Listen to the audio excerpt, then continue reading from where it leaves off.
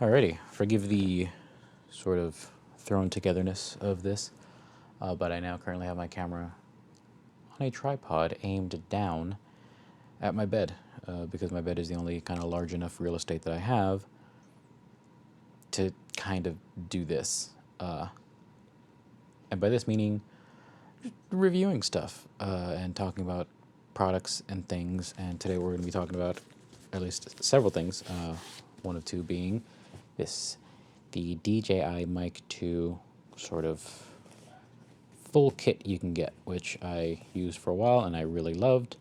That has only since been replaced by the sort of kit for the DJI Mic 3. And we're going to talk about both of those. I'm going to go over some of the qualities, some of the things that the DJI Mic 2 can do, compare that to what the DJI Mic 3 can do, and kind of just talk about both of them. First, the DJI Mic 2. So this is the kit you can get. They have a bunch of different options you can buy, whether it's just one mic and one transmitter, mics and no transmitter, this whole kit that comes with like a nice carrying case and all of the gear with two mics and one transmitter. And it comes in this cute little carrying case. It's like nice, it's pretty rectangular, it doesn't take up too much space, has a little handle, but a nice big zipper. So let's get into this. Now, when you first open this, it is basically divided into two parts, as you can see. We have like this side and this side. One of the sides being where you're gonna have this, the actual charging case and component for the Mic 2, which I'll get into in a sec, but I wanna kind of just unpack everything else we have in here. Now, when it comes to this, you'll have this sort of pocketed storage. It comes with one of these guys. They sort of like kind of moldable, I don't know, moldable 3.5 millimeter cable to connect from the receiver to whatever camera you're actually using, should your camera need one of these and it cannot connect wirelessly to those things. So this guy, he kind of curls up nicely however you like. And then we also have the two windscreens, or dead cats as they are sometimes called, which are just very cute, big fluffy things. And the way they attach is pretty nice because it just attaches through using this like fake 3.5 millimeter insert that will go into the mic. But these are pretty useful. I pretty much always had these on, even if there was not too much wind, just because this is an added layer of protection, basically. And I don't know, for some reason, I just think microphones can look a little cuter when they have these things on them. So it comes with two of those. Then this other thing, it did not actually come with. I bought this separate. It was like an extra, I think, 40 bucks, but this is the DJI Lav Mic. It's a cute little mic. This thing rotates a full 360 degrees, the clip, so you can clip it onto things and decide how you're gonna have the mic rotated on that. Decently length cable, 3.5 millimeter connection on the end, just for any time that you wanted to be a little more professional or a little more stealthy with the presentation you're doing with the microphones. Now, let's keep going. Got these guys, two windscreens, cable, optional lav mic. Does not come with this, so you're gonna have to get this on your own. When we actually open up the mic case, you have at most 5 components in there, and it's really cool. It's a low charging case. It'll have 4 lights to show the battery life of the case, so as long as they're in here, they will be charging. There is a USB-C cable on the back, which this does come with a USB-C cable. I did not have in the bag because no point in me carrying a charging cable if pretty much everywhere else I go or have anything. At this point in your life, you have USB-C cables somewhere. Your phone gets charged by it. It just exists in your ecosystem without you needing to include it in this carrying case, or at least for me, that was the case.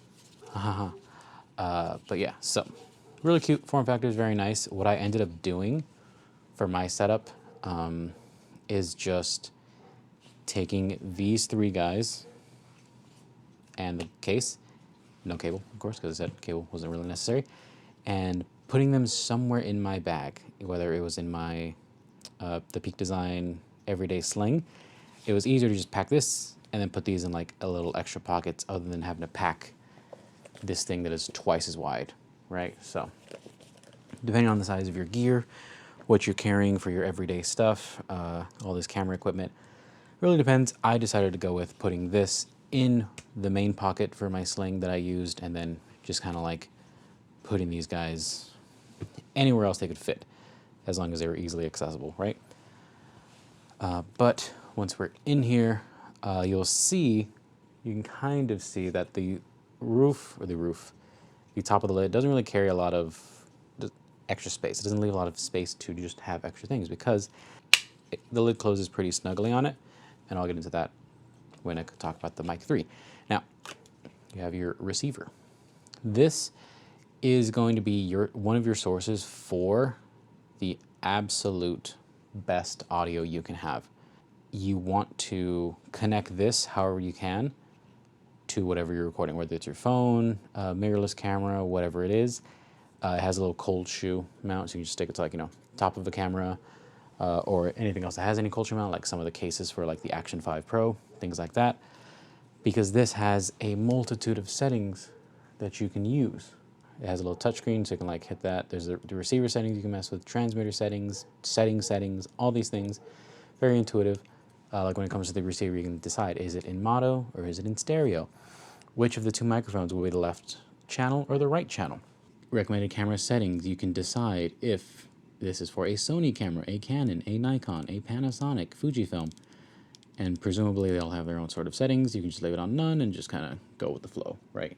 Receiver gain, so you can tweak the gain that the receiver also does. So basically what is really good about this is you get kind of a two-tiered gain modification. You can go -12 or as much as +12, any other direction that you'd like. I normally kept that at 0 because the sound was normally good enough. The volume, because there is a headphone jack on the side, is free to monitor the audio and microphones. There's also this out port. This is where you would connect this cable I mentioned earlier, connect him to here, and then connect this to your camera. And then you can also have it so that when this is connected to your camera, if your camera turns off, the receiver turns off. Because the last thing you want is the receiver to be on for too long and kind of wasting battery, so the next time you try to do something, it's just dead. And you're like, ah, crap. And then auto off, things like that. You can have it linked to, obviously, these two mics, new mics, if you're gonna get different ones, if one of these breaks for whatever reason. But I mean, the few years I've had these have been very good. And then you look at the transmitter settings. For the mics themselves, you can also tweak these settings on the devices that you have. Like these pair wirelessly to any Osmo audio device, the action cameras, the pocket cameras, I think the 360s as well. If it is an Osmo camera, it will connect using what they call Osmo Audio, which will let you also have these own kind of settings to tweak on there as well. You've got your low cut filter, which is just going to cut out, I think, sound 100 hertz, maybe a little less, maybe a little more. I'm not sure, I'm not a huge audio nerd. The transmitter gain, this is what I would mess with most, where on the transmitter itself, mainly because I was on a motorcycle for most of my videos, I set this bad boy all the way to -12.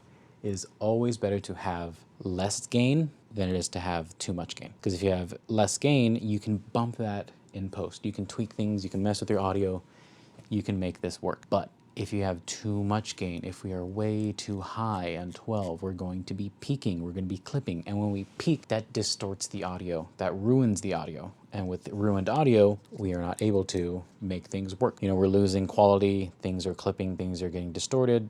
Even if we lower the volume, it still will basically just sound like crap. But if we have the audio lower, it's an easy thing to just kind of crank that up a little bit, and then boom. Bring out the clears, you know, put on the EQs, do whatever. So, and also you can mess with them individually. So I can have mic 1, if I was gonna use mic 1 primarily on my moto vlogging or in my helmet, I could have this at -12 all the time. But for my second transmitter, maybe this is the one I use primarily when I'm just out and about, walking around. So maybe this one benefits at like -6 because it's not exposed to sounds as loud. Or I'd keep them the same. There's the option for 32-bit float recording. This is the kind of game changer. So both of these microphones have internal storage.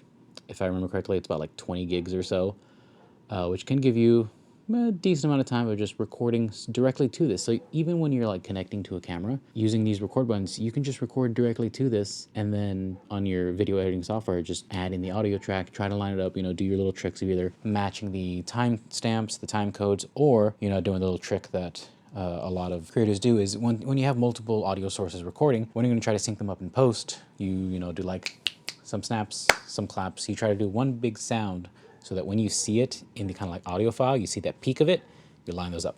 best you can. Because the 32-bit float recording, when it's 32 bits, I think everything else records in like 24 bits. 32-bit, the float recording is 32 bits as opposed to 24, which means there is just a wider dynamic range for this audio. There is more to tweak. It's kind of like when you record a video in the like kind of like D-Log instead of the regular color profile, because the D-Log, the 10-bit D-Log is going to have just a wider depth. It's going to be flatter, of course, at first, because you have basically minimalized this to being the most kind of plain looking thing, but that's where you're going to bring in the colors. You're going to make things better. There's also the 32-bit float recording. Different things of like whether or not the buttons on here should be allowed to do different settings, like turning the recording on, turning the recording off, messing with the noise reduction setting on or off, because sometimes you might just accidentally press a button. And if you want to make it so that these buttons don't do anything on the transmitter themselves, but you have to do those settings somewhere else, then go ahead and turn those on or off. You can talk about the storage. From here, you can format both of the microphones, basically delete anything and everything you got on them. Then in the main settings, you can mess with the brightness, the language, date and time, factory reset, all that fun stuff.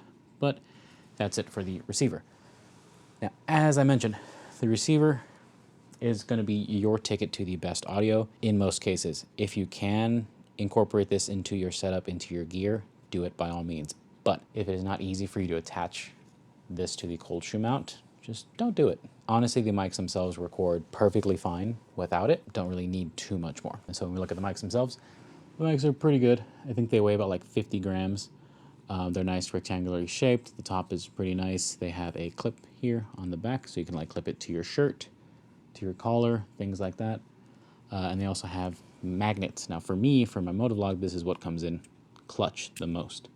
Because what I essentially ended up doing is taking this magnet, sticking a piece of Velcro to the back of this, and then sticking the opposite end of the Velcro onto the inside of my helmet, so that when I needed to go in and record, I just pop that in, and then we'd be set. Obviously, like I said, usually would pop on one of the dead cat filters first, but that's what we would do. It'd be pretty easy, and the magnet is pretty strong. Like, watch, let me just peel it off. It's pretty hard. It gets pretty good strength for the magnets. This thing has never fallen off. You need to be doing some really, really pretty crazy up and down shaking or like messing around for these to actually fall off the magnet. And same thing with the clips, because the clips are pretty long and they kind of grab pretty tight. I'm shaking my hand and it finally fell after like 10 seconds.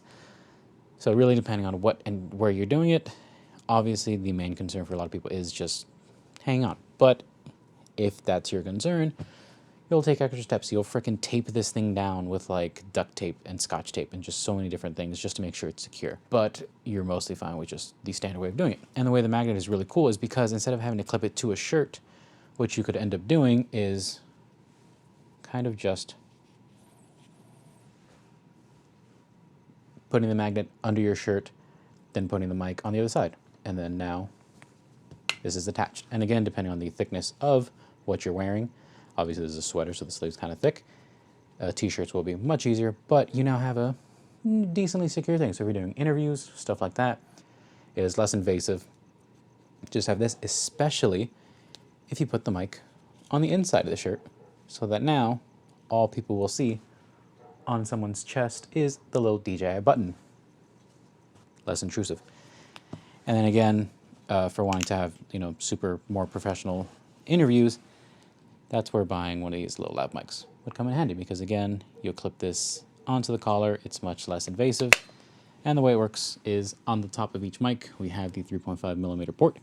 You just plug it in and there you go. And now you'll clip this to your pocket, clip this somewhere else, and then run the cable where it needs to go. And since we were talking about the 3.5 millimeter port, this is how we attach, as I mentioned earlier, the actual windscreen. It literally just goes, line it up with the 3.5 millimeter port. It snaps in, and then you're good. It's there. It's not going to fall out.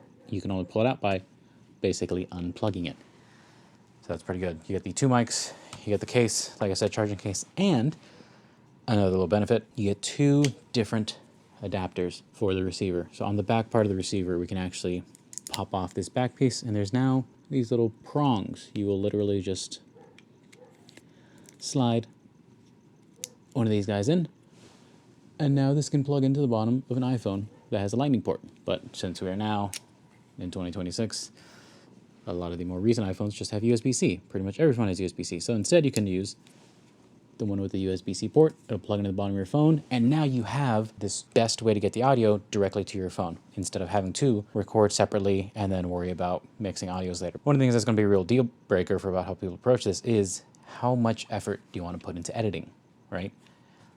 Are you going to try and just make it one single track that just exists and you do just some of the audio tweaking, maybe if you do any audio tweaking, and then that's it? Or are you willing to go the full extra mile and, you know, enable the 32-bit float recording on this mic that is going to sound so much better, have so much more range, so much more dynamic settings to mess with, to tweak, and just be fuller sound? Or are you just going to stick with the settings or the audio that's on the mic? It's up to you. And that's one thing I like about this, is that DJI has given you the freedom to do as little or as much as you want to. You are the architect of this kind of setup. It is all on you and what you want to do. So that is it for the DJI Mic 2. I'm going to kind of just show everything to the side, sort of lined up. Get this and that, and then, oh, I need to pop this guy back on. And then I want to show you the DJI Mic 3 and all the places where I personally think they have improved the blueprint for what they're doing, and all the places where I think they kind of might have taken a step back, because I do feel like with the Mic 3, it might be about 2 or 3 steps forward and 1 step back. One thing you'll notice about the bag sort of getup, and this is pretty much the similar kit that you could get.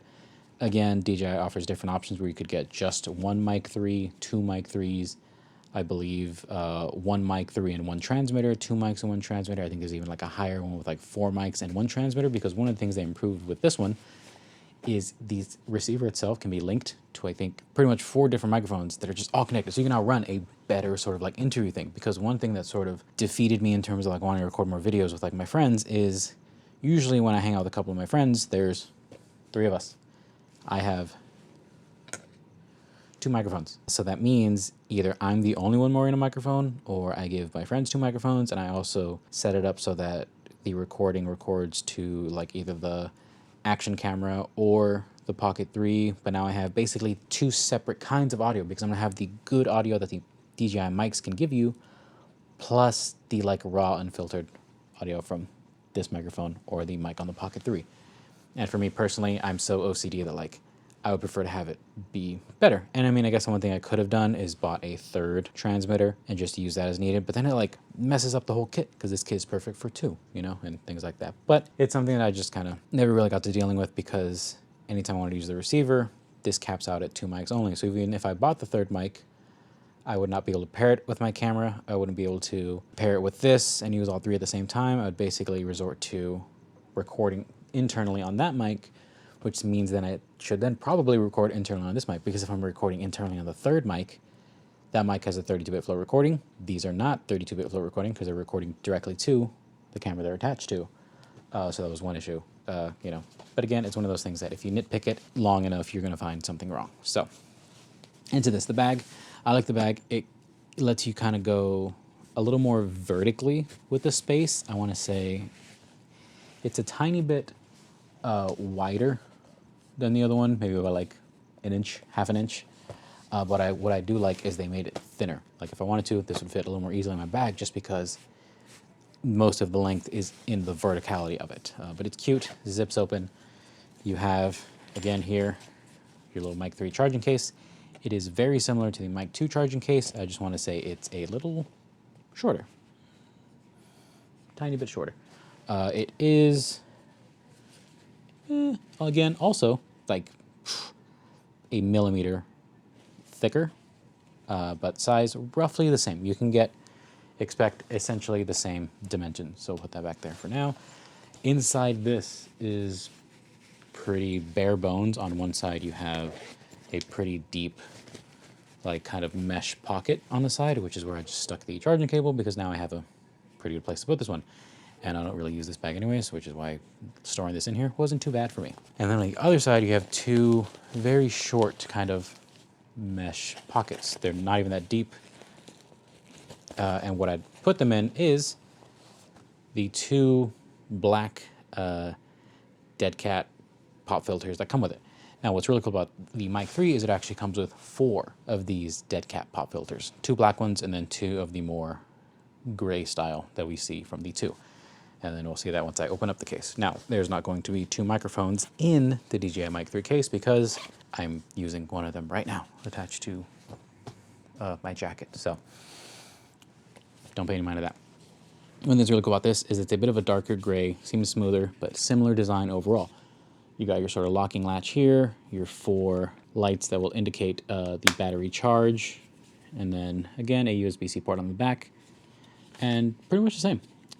Pop it open, and from the top looks pretty much the same. We have the space for the 2 transmitters on either side, the receiver in the middle, and then again the spot for 2 of those adapters, the Lightning and the USB-C, but this time they don't give you both adapters. They give you just a USB-C one, which honestly I have no complaints about because as I mentioned earlier, you don't really need the Lightning cables anymore. As we look into this, one thing I like about this is the way they kind of are shaped. They're, as I mentioned, it's freaking tiny in comparison. It is like a button in comparison. I want to say it's roughly half the height. I think it's definitely like half the weight, or if this one's like 50 grams, this one is about 25 grams. Much lighter. You can toss this around. Much more low profile. I like the matte plastic to it, whereas this one, everywhere else around this microphone was matte except for the faceplate. The faceplate is a glossy, transparent plastic, which I like the transparency. I like being able to see, you know, some of the circuit boards and the things inside to see sort of like the hardware of the microphone, but I don't like the fact that this is glossy because smudge central, you will see that. When I first saw like the Mic 1 and seeing that that was completely matte, I assumed that these would also be matte. I was wrong. But it's not one of those things that's going to destroy all of your likelihood for buying it. On the back, you'll see that basically even the freaking clip for this is bigger than the mic itself. But you clip it on same way where you just clip it on something.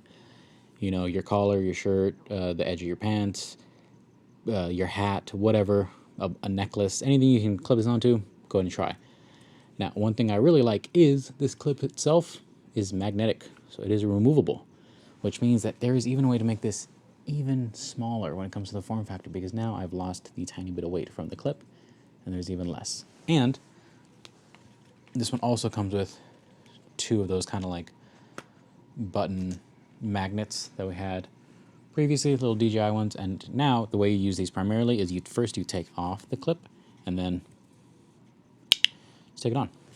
So now I like this because without the clip, this microphone is so much more low profile that it's even less noticeable in this mode, because you can do the same thing as we did before, where, you know, you take your microphone, stick either your magnet on the inside of your shirt or piece of clothing or the microphone, and then, oh wait, I have it backwards for the mic.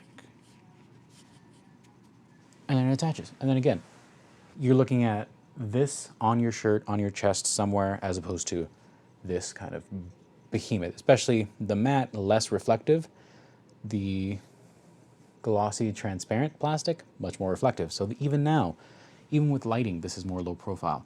You just see the logo, which again is kind of a good thing because you're kind of just doing the product placement at this point, right? You're not really advertising it too much, but you're saying like, hey, you're going to see some name brand stuff, you know, from time to time. So again, we will also have a receiver. I'm not going to go over the receiver again because it's pretty much the same exact deal as before. The different settings you can mess with, it asks you when you first turn it off every single time, are you recording indoors or outdoors? Because I believe when you're indoors, it does some like different tweakings to like network settings, because at different bandwidths, you might get some interference or not. So I want to know, like, are we inside with people and a lot of technology, or are we in the middle of nowhere outside where that doesn't matter too much? And then one thing I absolutely love about this case is earlier I mentioned that the top of this case is pretty low profile and basically will sit against the tops of the mics. There's not too much space. But you notice this time, when you compare the size of the two, you'll see that like right where the seam is, we kind of made almost equal sizes for the Mic 3, whereas Mic 2 is definitely like a 2/3, 1/3 split between the bottom housing and the lid. And the reason that this is more of a 50-50 split, you'll see, is because in this top compartment, you can literally stuff an extra dead cat, both dead cats, one of the dead cats, and just kind of store it up there. There's also a space, I've taken it out because I don't really use it. You can store the actual cable, the double-ended 3.5 millimeter to 3.5 millimeter case or cable, where there's like these little tiny holes that you're kind of gonna stuff the tips of the cables into, and then boom, we're now also carrying our cable. So pull that out. This one doesn't seem to be as moldable as the other one. It's just more curled up. But one thing that's really cool is one of the ends has a screw. So actually what you're supposed to do is when you plug this into the similar out port, you plug it all the way in, and then you screw this on. So now this will not come unplugged. Because I guess, you know, sometimes when you're a little too crazy, it happened, or this was common for you to accidentally unplug this from the receiver. So they did that just to make sure it would not come out when it wasn't supposed to. Also, there's a little magnetic piece where you can put one or both of the little magnets. This one is the one that has the little Velcro on it. This is what I use to put it in my helmet. I like that with this one, I was able to put this on and still store it in its main place, because one of the things about the Mic 2 is that for storing, what you're supposed to do is basically put the microphone at the top of the clip and then it rests in there with it. If the mic or the magnet is too low, the mic doesn't go all the way, so the magnet needs to be somewhat high enough on there. Not too bad, but once I make the magnet thicker by adding basically a whole layer of Velcro on here, it would not fit in here. So what I would have to do is, for the Velcro one I used to have with the Mic 2, basically store this somewhere else, in a random pocket in my bag, make sure it was somewhere safe. But what I really like about the Mic 3 case is that now this can still be stored perfectly fine. It does not hinder or obstruct the case in any way, and I'm still able to just put this away and, you know, carry on with my day. Now, putting the dead cut on is pretty much, I'm not gonna say the same because on the Mic 2 it was the 3.5 like fake port that went in, but basically it's just two little plastic hooks that kind of just need to go to where they go and then snap into place, and then boom, there you go. I've stuck with the gray one just because that's what I'm used to doing, but I mean, I've thought about using the black just because it's more lower profile for it to be one color, but I'm a sucker for just the way that this looks. I don't know, I'm a fan of the gray and black. Let me know what you guys would prefer to use if you had these, because like, I don't know, it just doesn't feel the same for me. But yeah, easily snaps on and off. Put this, and because this is magnetic, there's actually 4 notches on the top, bottom, left, and right of the magnet on the back, which means what you're able to do is have this clip one way or rotate it. So we're now basically able to sort of modularly apply this microphone, where before, with the clip being only upright, if I was going to put this like onto some fabric that's this way, like say the lapel or a jacket or something, the mic is now pointed left or right, right? But now I can hook this on as needed, clip it on, and then rotate this. So now the mic is pointed up towards my mouth, right? So that's really cool. Definitely a good thing. One of the only downsides is, at least a lot of people complain about, there is no 3.5 millimeter port. That is one big downside to them downsizing like this and upgrading it, is that they just left the 3.5 millimeter port out. They removed it. I don't know if they did enough sort of like crowdsourcing and found out that maybe not enough people were using lav mics with the Mic 2, but it's a huge bummer. That's kind of one of the only big cons I have about this, is that the lav mic that I spent, you know, $40 on, I now just legitimately cannot use with this. So only thing that sucks, everything else, honestly, it is literally the Mic 2 and then some. Outside of losing the 3.5 millimeter port, it's everything the Mic 2 did, but more. It is advancing these things. It is making the form factor. It is them taking this case and now saying, we're going to be able to let you put every single accessory you have for this in there with you. And that, by far, is one of the best things, because it now means that for me, with everything I need, because honestly, I don't need these 2 extra pop filters, I can carry just this in my bag, and that's all I need. I don't need to worry about where I'm going to put these guys in another pocket, or the lav mic in another pocket, or the 3.5 millimeter cable in another pocket. Because now, with the Mic 3, every single thing you need is in the case. Not only do you have both mics in your receiver, any kind of adapter, you also have dead cats. You'll have the 3.5 millimeter cable if you want to carry it. I decided to stop carrying it just because it makes taking these mics in and out. And also, if I'm going to be switching to this and putting this, if I'm going to be switching to the Velcro magnet or just the magnet in general, I'm not lost. I don't stick this in somewhere it doesn't go. It is magnetic. I can literally put it in the same place. It will also attach to where those go. And again, closes perfectly fine. It doesn't obstruct anything in any way. So they definitely thought about convenience with storage and transport, because that was one of the bigger things I had to deal with, was like, how am I going to keep all of this together? But that's pretty much the rundown of the Mic 2 and Mic 3. A lot of the settings pretty much the same. One of the things that the Mic 3 boasts or has or offers that the Mic 2 did not is 2 levels of noise reduction. The Mic 2 only had 1 level of noise reduction. It was either on or off.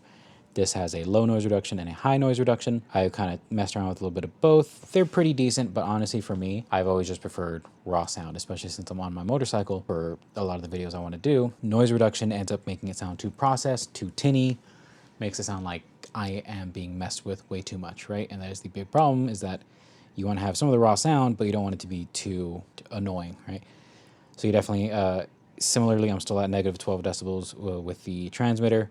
I have the automatic gain control on, which is now something they offer. You can either have it on or off, and you have 2 levels. You can either do dynamic gain control or automatic gain control. Because it's adaptive, it basically, think of it as like a sort of clipping control, where if the audio is going to get way too loud, the gain control lets it not get too loud. And if it's not going to let it get too loud, that means no peaking, no clipping, no distortion, which is good.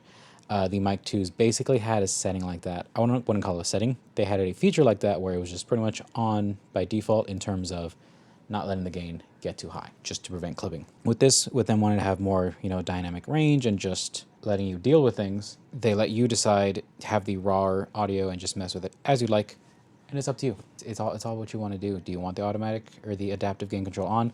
I found that I kind of need it on for the motorcycle, because without it, there's just too much. Because even though the Mic 3 has like more range for the max it can reach, I feel like they made it more sensitive overall, just to kind of like adapt to that. But again, still has the 32-bit float recording. Like I've been saying, it is the Mic 2 and then some. It is a good successor.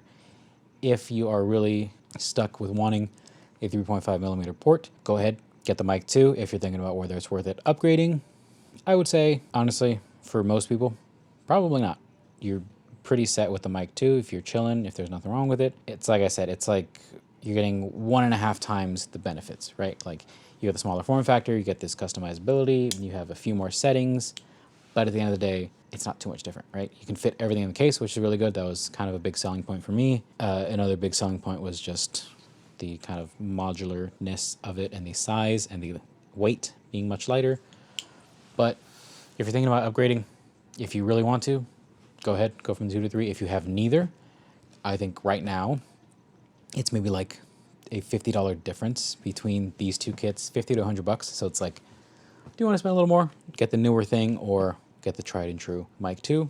Up to you. They are both very solid, incredibly good, and I'd keep them both if I could, honestly. But having a balance between them is a bit much, and I like having just one version to really focus on, And I'm actually planning on giving the entirety of the Mic 2 setup to my buddy Sned as a belated birthday present, even though his birthday was in October, like 2 or 3 days before mine. I hope you guys enjoyed my little explanation of all this stuff, talking about all of it, pros and cons. Honestly, like, I hate to be that guy that just seems like he's too accepting or enjoying things too much, but honestly, it's like 99% pros for the DJI Mic 2 and the Mic 3. Personal preference, like, even me personally, the fact that there is no 3.5 millimeter port is not the worst. Sure, it makes me a little sad that I can't use my lav mic anymore with the Mic 3, but it's just so much smaller and so much more discreet that it doesn't really matter that you can't have a lav mic anymore. But if that's a hard selling point for you, stick with the Mic 2. If it's even harder than that, go and get like an actual super professional wireless lav mic or something from like Shure or Rode or, any other brand. I can't even really call this listing pros and cons because like I just love DJI so much. This video is not sponsored in any way by DJI. I have purchased all of this myself. I just really like gear, honestly, and I like having good gear. I do a lot of research and just watch so many videos before I even pull the trigger and end up buying any of these things. It was the same with the Action 6 that we're recording with right now. With my Action 5 Pro, it was for a long time like, do I really need the 6? Do I want to? And it was like, at the end of the day, it's how much you want to have it. Did the regular person need to upgrade to the 6? Probably not. Would I like to? Yes, just because I like just having new things to play with. I like having the gear, right? And it doesn't mean I'm retiring the Action 5 Pro entirely. I mean, probably not. I could probably use it for a secondary camera. There's, so many options. That's pretty much it for me. I will catch all of you guys later. Go ahead, like, comment, subscribe. Leave a comment, let me know which mic you would be leaning more towards. I think it's like roughly $299 for this kit and then like $349 for this kit. From what I remember, I have not checked recently, but I don't know. If I'm wrong, I'll probably put like a thing somewhere like on the screen showing the right price because I'm sometimes wrong. But that's it. Hope you guys take care. We'll see you next time on whatever video I do next. Bye. All right. Hi there. Welcome back. You thought we were done, but I lied. I'm just kidding. I didn't lie. I had just gotten to basically tearing down the whole tripod setup and undoing everything, putting it all away, getting comfortable, and then realizing I forgot to mention one other key factor that is like kind of like a con or just something new to deal with, because I don't really want to call it a con because it's not really the taking away of a feature entirely, like with the 3.5 millimeter cable or the port, and you just having no option. It just kind of turned into something where it's like a pivot, where instead of doing something the way we were used to with the Mic 2, you now have to do something different. So let me get into what the hell I'm talking about. So because of just the hugeness of the Mic 2, the overall size of it, you literally had three buttons. You had a power button that you just, hold on and off, turn on. The link button, which is what you would use to link it to things, press and hold it, it'll start, going to like pairing mode, and then the record button. But also, you see right here next to the record button is a USB-C port. So you could literally plug this directly into a USB-C cable, and this would be one of the main ways of charging it if you did not get the kit that comes with the charging case, because I mentioned there are ways where you just buy a transmitter by itself or just transmitter and receiver. You would then be forced to charge these with a cable, and also on the back of the receiver is also a USB-C port. So again, you would be forced to charge them in the more traditional way, which again isn't really a bad thing, but just obviously not as convenient as having a big charging case. Now, the reason I'm mentioning this is not only is this USB-C port on the mic useful for, charging, this is how you would remove the files. Because like I said, when you're recording internally, the audio files are on here. How do you get them out? You connect your mic to a computer using this USB-C port, and then you pull the files off, and then you delete them. This little guy, the Mic 3, has no USB-C port. It's got the bottom little prong thing for charging. One side is entirely just bare, naked, which I think is crazy. I think if you're going to put in some kind of port or button, I feel like you'd put a button on each side, but instead they opted for both buttons on one side. You have your record button and your link button, and they decided to make it the record button doubles as a power button. You just press and hold this until it turns on. Press and hold the link button until it turns on. They did add some good shortcuts where like I can double tap the link button to switch between the regular, I call it green mode because the light is green when it's in that mode. Very, very American way of talking about it. We call it blinker because light go blink. Double tap it when the green light is on. That means it is in the receiver mode, basically. It will want to link to a receiver. So that's what that's for. Then you double tap it again, light goes blue for any kind of Bluetooth connections, which is the main way you would connect it to the cameras, your phone. You can also connect your freaking AirPods to some of these cameras, which is pretty cool. But again, like I said, no USB-C port, which means you got to come up with a really clever way to charge this and get the files off of this, which DJI thought about. If you were to buy the version of this that does not come with, again, the whole charging kit and, easy thing, what you end up with instead is if you buy the one that's like just one mic by itself or one mic, one transmitter, aka no charging case, they give you a cable, which I think they should start selling individually. They do not as of right now that I know of. But it's basically just a charger that turns into the prong thing for this. So it's like a little mount basically, like at the end of the cable. Think of like those, like the Fitbit watch chargers or stuff like that. That's basically what you have to do. But what you will then do is connect that cable to a computer. And then when it's charging, I believe this will allow for the file transfer, which brings me to my next thing of what I have to do, because since there's no USB-C port, I can't connect this directly to a computer. What I am forced to do is make sure it is in the charging case and then connect the charging case to a computer. And not only that, because this would just like charge it, I also have to make sure this is open, because when this is open is when everything kind of turns on in this, in like this sort of idle state of, hey, I'm on and ready, I'm on and ready, and the other mic too would say it's on and ready. So I have to have it connected to the computer and then lid open, and then they're on, they exist, they connect to the computer, and then I pull the files off.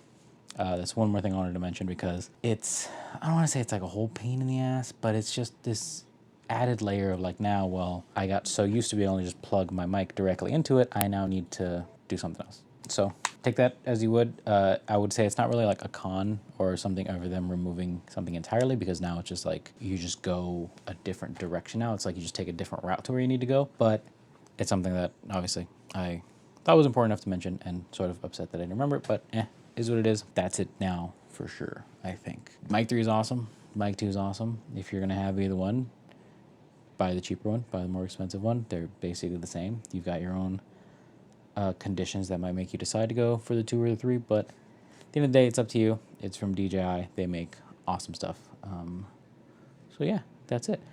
Now we're done. I will catch all of you guys later. Like, comment, subscribe. Let me know what you like best, which mic you would prefer, or if you just say screw it, get them both. What kind of features you might like to see in a newer camera, like maybe bringing back the 3.5 millimeter port or something. Who knows? Whatever it is, we'll catch you guys later. Bye. See ya.